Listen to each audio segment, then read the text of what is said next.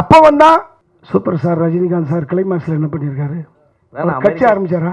அததான் சொல்ல அவர் மேட்சப் எம்பியா இருக்காரா? அதான் சார். அவர் குல்கந்த் குமாரா பாருங்க செல்லுல.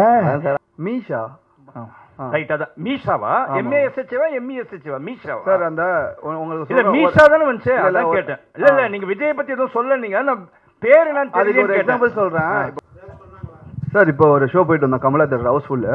ஆக்சுவலாக அங்கே கொடியை வச்சு செலிப்ரேட் பண்ணியிருக்காங்க சார். விஜய் ஃபேன்ஸ் ரொம்ப செலிப்ரேட் பண்ணிட்டு இருக்காங்க. அவங்க பார்க்குற விதம் வந்து அந்த மாதிரி இருந்தது.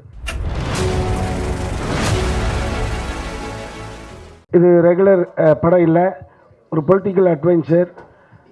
3 தலைமுறைக்கு முன்னால் உள்ளவர்களுக்கு புரிந்த அந்த அரசியல் அனுபவம், 50 வருஷத்துக்கு முன்னால் நடந்த சம்பவம், 30 வருஷத்துக்கு முன்னால் நடந்த சம்பவம், இப்போ 15 வருஷத்துக்கு முன்னால் நடந்த சம்பவம் இப்போவும் நடந்துகிட்ருக்கோம். அரசியலில் கதாபாத்திரங்கள் கேரக்டர்ஸ் மாறும், பட் அந்த உணர்வுகள் ஒவ்வொரு காலகட்டத்திலையும் இருந்துகிட்டே இருக்கும். ஸோ ஒரு அரசியல் மணிவண்ணன் சார் இருந்தாங்க, அது கொடுப்பாங்க. ஓரளவு என்னை சுற்றி இருக்கக்கூடிய சகோதரர்களுக்கு தெரியும், அரசியல் சட்டையர் பண்ணணுன்னு ரொம்ப நாள் ஆசைப்பட்டோம். அரசியல் சட்டையர் தான் அது.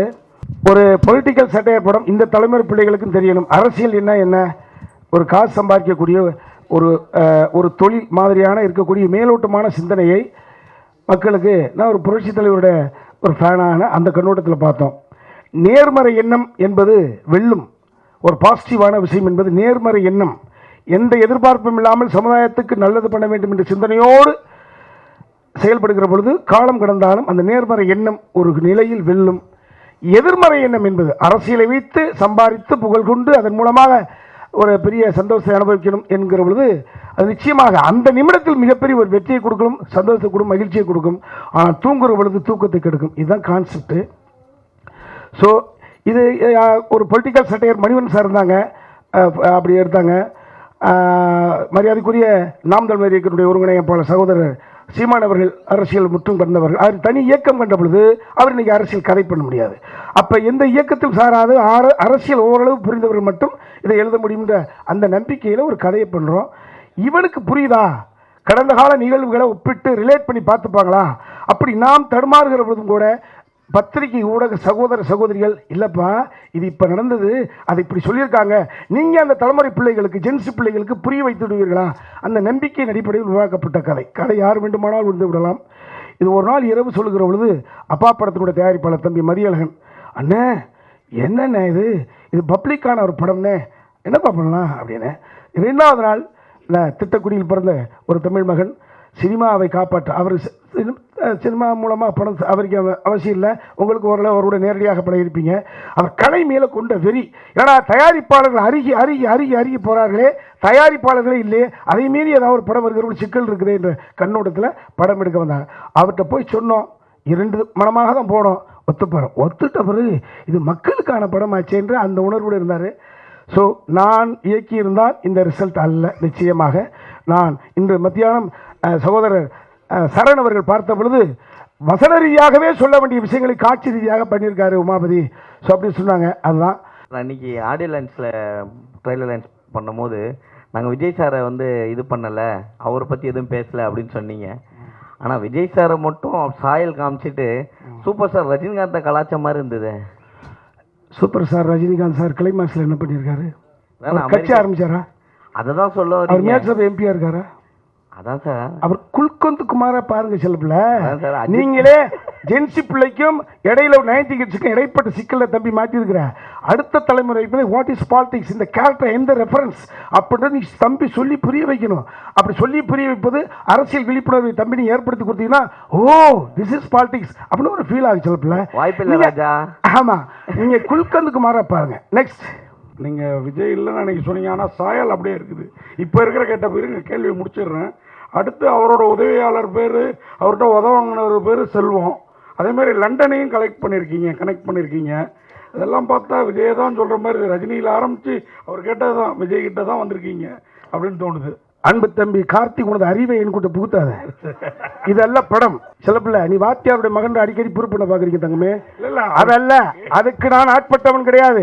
நான் நினைத்திருந்தால் ஒரு சுமூகமான ஒரு கதையை எடுத்து இப்படி ஒரு விஷயத்தை இவ்வளவு ஒரு சேர பண்ணியிருக்க முடியாது.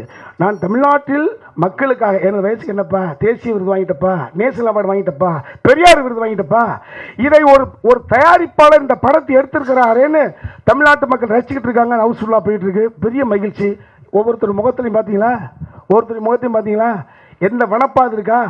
நேற்று இரவு வரை இந்த படம் வெளியாகுமா வெளியாகாதா என்ற ஒரு பதட்டத்துக்கும் பதைவதைக்கும் உள்ளாகி உடல் ஆரோக்கியத்தை, உள்ள மகிழ்வை, உள்ள நிம்மதியை கருத்த படம் இது. அப்பா, இனிமே இந்த மாதிரியான அப்படியான ஒரு முடிவுக்கு எங்களை தள்ளிடுறாங்க. நீ கார்த்திக் மாதிரியான ஆள்லாம் சப்போர்ட் பண்ணும். நீங்கள் சொல்கிறதாவே இருக்கட்டும், யாரையும் நீங்கள் சொல்லலை, சந்தோஷம். ஆனால் இந்த படத்தை கொஞ்சம் சீரியஸாக வந்து தமிழ்நாட்டு மக்களுக்கு ஒரு நல்ல செய்கிற மாதிரி ஒரு அரசியல்வாதிகளின் இந்த சித்து விளையாட்டு காட்டுற மாதிரி எடுத்துருக்கலாமே. காமெடியாக வந்ததில் 10ஓட 11 படமாக இருக்குது. I love this question, I love you. சட்ட திட்டங்கள், தேர்தல் ஆணையம், விதிமுறைகள், எவ்வளவு சிக்கலுக்கு நடுவில் இந்த படம் இப்படி யோசிச்சு எடுத்து ஒரு சேலஞ்ச். அது நிச்சயம் ஒத்துப்பேன்னு நினைக்கிறேன். இந்த கதையை தொடுவது ஒரு சேலஞ்ச். இன்னைக்கு ஒரு படைப்பை கொண்டு பத்திரிகையாளர் முன்னால் கொண்டு வந்து நிறுத்திட்டோம் அப்படின்றதே பெரிய விஷயம். நீங்கள் ஆசைப்பட்ட பிரகாரம், நான் ஆசைப்பட்ட பிரகாரம் அந்த படைப்பு சுதந்திரத்தை 100% அந்த கொக்கரிப்பு உணர்வோடு கொட்டி தீர்த்திருந்தால் படம் வந்திருக்காது, பணம் இருக்கும், நான் வீட்டில் தூங்கியிருக்கணும். இல்லை, சீரியஸான கதையை நீங்கள் 3 பேருமே காமெடி பண்ணி கெடுத்துட்டீங்க. காமெடியாகவே முடிஞ்சிருச்சு. அப்புறம் இதை காமெடி ஒர்க் அவுட் ஆச்சுல, எங்கள் ஆசை காமெடியாக ஒர்க் அவுட் ஆகணும்னு தான். அடுத்து சார், இந்த குல்கந்த் குமார் இருக்கார்ல, நட்ராஜ். ஆமாம் சார். அவர் வந்து படுத்துட்டு இருக்கும்போது ஒரு ஃபோன் கால் வரும்ல, ஆமாம் ஆமாம் சார். அது என்ன பேர் வருது கொஞ்சம் சொல்லுங்க. அது மீஷா.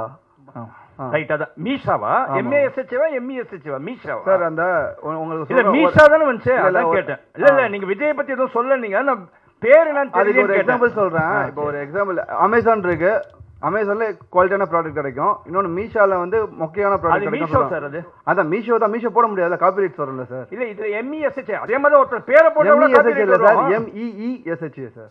அப்பாவோட டயலாக்ஸா இருக்கட்டும், அப்பாவோட ஸ்டோரியில நீங்க டைரக்ட் பண்ண எக்ஸ்பீரியன்ஸ். மேம், இது ஆக்சுவலாக கொஞ்சம் சேலஞ்சிங்கானது தான் மேம். லைக் உங்களுக்கு தெரியும், ரூல்ஸ் அண்ட் ரெகுலேஷன்ஸ்லாம் ரொம்ப இப்போ ஸ்ட்ராங்காக இருக்குது. நம்ம யாருமே இப்போ சொல்கிற மாதிரி ஒரு பர்சன் எடுத்தோம்னா டிஃபர்மேஷன் போட்டு நம்மளை என்ன வேணாலும் பண்ணுவாங்க. நம்ம ரிலீஸே பண்ணியிருக்க முடியாது. அவங்க எல்லாமே நடந்தது பிஹைண்ட் த சீன்ஸ் வந்து. ஏன்னா லைக் எல்லாருமே பிடிச்சவங்க இருப்பாங்கல்ல, நடந்து. பட் எல்லாமே படம் பார்த்துட்டாங்க. பார்த்ததுக்கப்புறம் இது அவங்க கிடையாது. ஏன்னா இப்போ இந்த ஒரு கான்ட்ரவர்சி திருப்பி போயிட்டு இருக்காது. தேவையில்லாமல் நாங்கள் திருப்பி அதுலேயே மாட்டிகிட்டு இருக்கோம், லைக் லூப்பில் மாட்டின மாதிரி. ஸோ சேலஞ்சிங்காக இருந்தது. பட் எல்லாருமே என்ஜாய் பண்ணி எடுத்தோம் மேம். நீங்கள் பார்த்துருப்பீங்க, சரி ஒரு கேரக்டராக இருந்தாலும் ஒரு குல்கந்த் அவர் ஒரு ஹிந்தி எப்படி பேசினாரு என்ஜாய் பண்ணியிருப்பீங்க.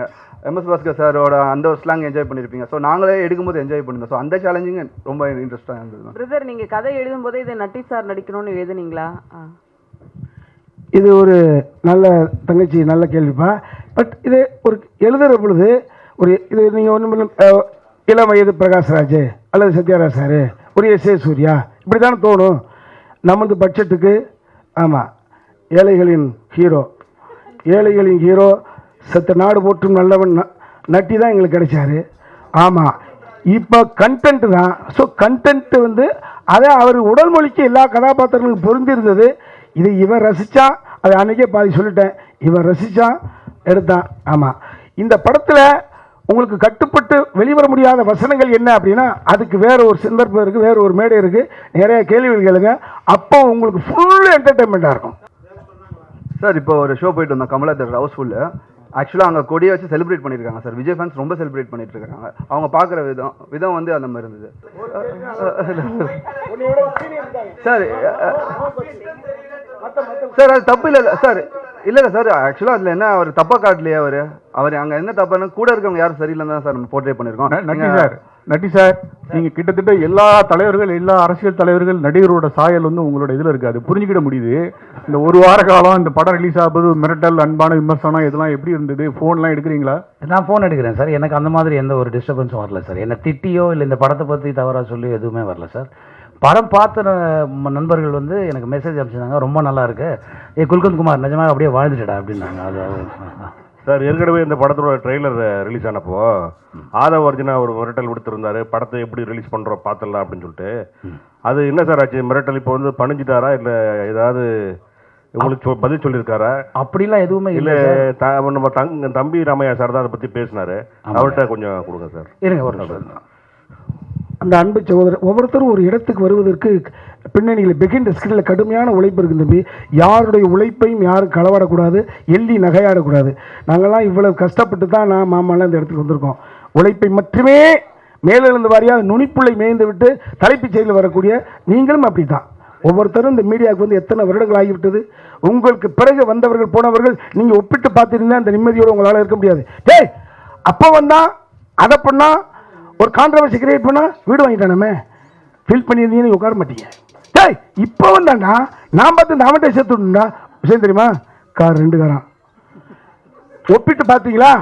பார்த்துருக்க முடியாது, பார்க்க மாட்டீங்க. அதனால தான் இந்த அமைதியோடு இங்கே உட்காந்துருக்கீங்க.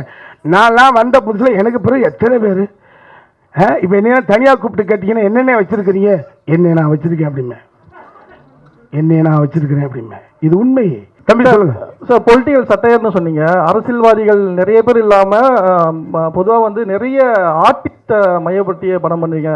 அதாவது வந்து ராஜ்யசபா கமல் சார்லேருந்து ரஜினி சார் இருக்கும், அது மாதிரி எல்லா இது வந்து நடிகர்களை மத்தியும் மையப்படுத்தி பண்ணியிருக்கிற மாதிரி ஒரு ஒரு ஃபீல். அது உங்கள் கண்ணாடி அப்படி காமிக்குது தம்பி. கண்ணாடி போட்டிருக்கீங்களே, நான் கண்ணாடி போடாமல் பார்த்தேன்னா குல்கத் குமாராகவே தெரியுறான். உங்களோட கற்பனை தூக்கி அந்த கதாபாத்திரத்தை பூத்தீங்கன்னா அது ஒரு ஸ்கிரிப்ட் பண்ணி எழுதி கொடுங்க தம்பி, நல்ல காசு உங்களுக்கு கொடுக்குறேன். ஓகே ஓகே, கற்பனை வறட்சி ஆகுது. டாக்டர் சார் கொடுங்க சார். குல்கத் குமார் பேர் வச்சு என்ன காரணம்? ஏன்னா ரஜினிகாந்துக்கு வந்து லாஸ்ட்டாக ஒரு பேர் வச்சுருக்கீங்க, அஜித்குமாருக்கு வந்து ஒரு பேர் வச்சுருக்கீங்க. குல்கத்னா யார்? என்னன்னா இப்போ வந்து 2 பேரும் விமர்சிக்கலாம், விஜய் மட்டும் விமர்சிக்க மாட்டீங்களா நீங்கள்? சார் நான் யாரையும் விமர்சிக்கிறேன் சார், விமர்சிக்கிறது இல்லையே. குல்கந்த் அவர் அதிலே கதையிலே ஒரு ஸ்டோரி இருக்குது. அவர் குல்கந்த் வித்துட்டு இருக்கிறாரு. ஸோ அடைமொழி இருக்கும்ல எல்லாருக்கும் ஒரு அடைமொழி. ஸோ அந்த மாதிரி தான் அது வந்தது. ஸோ அதுதான் கதை. நீங்கள் பார்த்துருக்கீங்க, அதுலேயே சீனே ஒரு எக்ஸ்ப்ளனேஷன் கொடுத்துருப்பாரு. அவர் மத்திய பிரதேசிலேருந்து வந்திருக்காரு. ஸ்லாங்கு யாரும் அந்த ஹிந்தி பேசல இல்லைன்னா இங்கே டைரக்ட் சார். அப்பா இயக்குன படம் ராஜா கிளி, அதுக்கு மருமகன் வந்தாங்க. ஹஸ்பண்ட் இயக்குன படத்துக்கு ஒய்ஃப் வரலையே. ஏன் அம்மாவும் தான் வரல? ஏன்னா இது அந்த மாதிரி மூவி இல்லை சார். நம்ம பர்சனல் லைஃப் எல்லாருமே காப்பாற்றணும். ஏன்னா we have to protect our family sir. Like இந்த இது இல்லையே, அவங்க தானே பூஜைக்கு வந்து அவங்க தானே இது பண்ணி வச்சது. இல்லை ஆக்சுவலாக அது எல்லாமே அப்பா தானே பண்ணார். இல்லை அப்பா தான் ஸ்டோரி நரேட் பண்ணது. ஸோ அப்பா ஆக்சுவலாக நட்டி சார் தான் ஸ்டார்டிங்கும் பண்ணது. சார் அப்பா சொல்கிறப்ப சத்யராஜ் இவங்களெல்லாம் யோசித்தோம். நான் இன்னைக்கு நட்டியை தவிர வேற யாரையும் அந்த கேரக்டரில் கற்பனை பண்ணி பார்க்க முடியல. அவ்வளோ பிரமாதமாக பண்ணியிருக்கிறாரு. வாழ்த்துக்கள் எல்லாருக்குமே. அதே நேரம் சீமானை ஏன் ஒம்புக்கு இழுத்தீங்க? யாரு சார்? அந்த ஒரு கேரக்டர் விஜய் சத்யாவா அவர் வராருல? இல்லையா மொபைலுக்கு இல்லை சார். நீங்கள் நெக்ஸ்ட் அண்ணன் வந்து ஆக்சுவலி என்னோட டேட் ஆஃப் பர்த்தும் நீங்கள் சீமான் அண்ணன் டேட் ஆஃப் பர்த்தும் ஒன்று தான். லைக் ஒரு அண்ணன் மாதிரி தான் நான் பார்க்குறேன். அவர் சாமியை ரொம்ப நம்புவார். அதுக்கு தான் நெக்ஸ்ட் சீக்வன்ஸில் பார்த்தியா ஏன்டா சாமி இல்லைன்னு சொன்னீங்கன்னு ஒரு சீக்வன்ஸ் இருக்கும். அது அவர் இல்லைண்ணா. தம்பி இப்போ இந்த வயதில் வேறு எந்த நடிகர்களும் செய்ய முடியாத ஒரு சேலஞ்ச் எடுத்து ரோப்லாம் கட்டி தொங்க விட்டுருக்காங்க. கேமராக்கு மேலே அப்படியே MS பாஸ்கர் மாமா தூக்கி போட்டிருக்காங்க. மேலே அடித்தா மண்டை காலி, கீழே பிடிச்சா தாங்கினவங்க விட்டுருந்தானா எலும்பு காலி. இதை அப்பா அவன் பார்க்கவே மாட்டேங்கிறீங்க. சண்டாளிங்களா உங்க அப்பங்களா, தாய் மாமங்களா, சித்தப்பனா நினைக்க மாட்டீங்களாடா? அது கிரியேட் அதை நினைச்சு கேட்பீங்கன்னு நாங்கள் ஒரு ஏக்கத்தோட காத்து நிற்கிறோம். என்ன மாப்பிள்ள கொய்யால நம்ம மேல இறக்கமே பாருமா.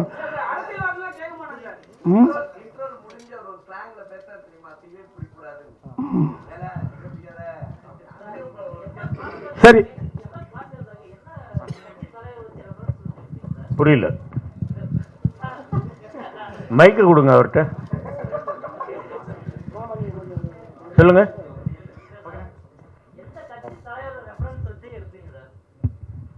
அது நீங்க கண்டுபிடிங்க.